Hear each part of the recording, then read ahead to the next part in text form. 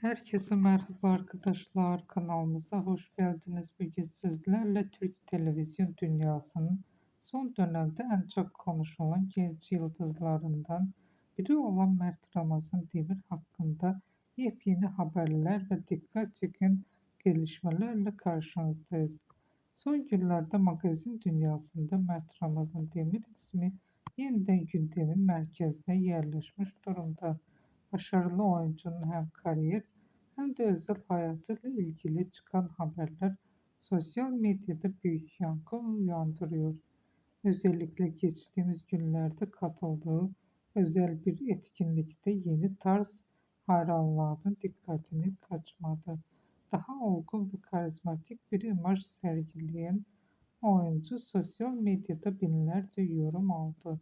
Ama asıl konuşulan konu yeni proje iddiaları oldu. Kulislerde dolaşan haberlere göre Mert Ramazan Demir yeni sezon için oldukça güçlü bir senaryo üzerinde çalışıyor. Bazı magazin kaynakları bunun psikolojik drama türünde büyük bütçeli bir dijital platform projesi olabileceğini iddia ediyor. Henüz resmi bir açıklama yapılmış değil. Ama hayranları şimdiden büyük heyecan yaşamaya başladı. Mert Ramazan Demir daha önce verdiği bir röportajda şöyle demişti: "Beni zorlayan karakterler oyuncu olarak geliştiren işlerdir ve görünen o ki kariyerinde daha derin ve farklı karakterlere yönelmek istiyor."